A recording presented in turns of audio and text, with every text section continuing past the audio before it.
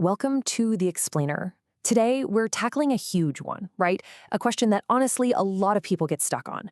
How can a God of love also be a God of wrath? It feels like a massive contradiction. But what if we've been looking at it all wrong? What if there's a totally different framework? Let's get into it. Yeah, this is the core tension, isn't it? You've got this idea of perfect, unconditional love, and then you have this image of severe, terrifying wrath. How do you square that circle? It's a major stumbling block for a lot of people. But here's the thing. What if the problem isn't with the answer we're getting, but with the question we're asking in the first place? Okay, so to really get to the bottom of this, we've got to start with how people usually think about it today, and why, according to the source material we're digging into, that common approach just doesn't quite get it right. So a lot of modern theology, and you see this all over the place, kind of treats divine wrath like a theological embarrassment. It's seen as this primitive, maybe even barbaric idea, this kind of out-of-control emotional outburst that needs to be explained away or softened up or just reinterpreted as some kind of impersonal law of the universe. But the whole argument we're exploring today is that this view completely misses the point because it yanks the idea of wrath out of its original context. So, what is that original context? This is where everything starts to shift. The framework we're looking at asks us to make a really crucial change in our thinking, moving away from the image of a judge in a courtroom and towards the image of a king governing his kingdom. And this, right here, is a fundamental shift in perspective. You've got the common view on one side. Wrath is this hot-headed emotional punishment for breaking the rules. But on the other side, this framework reframes it completely. It's not emotional. It's judicial. It's a cool-headed administrative act designed not just to punish, but to restore order. This image of a king is the new foundation for everything else. In this model, God isn't just sitting up there grading our moral report cards, checking boxes. No, he's a sovereign king governing a whole household. And that includes humans and non-human members, by the way. So rebellion in this context, it's not just a personal slip-up. Our source calls it administrative treason. It's a direct challenge to the very structure and order of reality itself. Okay, so with that foundation laid, God as king, let's look at the first big idea. If wrath isn't just punishment, then what exactly is it? Here's the core definition, and it's a game changer. Divine wrath is the judicial act of removing delegated authority. The most important thing to get here is that wrath is primarily about taking away power. That's it. When someone who has been given authority abuses it or becomes corrupt, wrath is the official, legal act of revoking that authority. Think of it like a termination of office, not a fit of rage. And this quote just cuts right through all the noise and gets to the heart of it.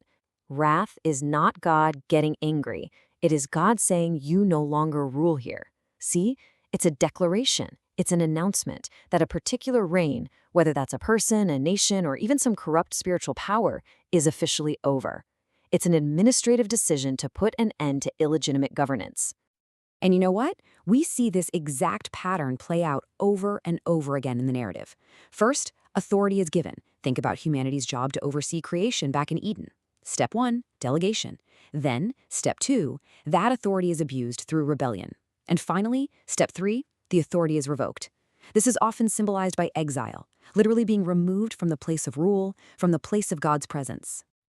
All right, now for the second pillar of this whole framework. This builds directly on that idea of governance. It's not just about who rules, it's also about where they rule. So in the ancient worldview that the source material comes from, sin isn't some abstract moral tally sheet. It's seen as having a real, tangible effect. It's like a contaminant, a form of pollution that messes up the sacred space where God and humanity are supposed to live together. It basically introduces chaos and disorder into what should be a holy, ordered environment. So in that light, wrath is basically a protective measure. You can think of it like a cosmic quarantine.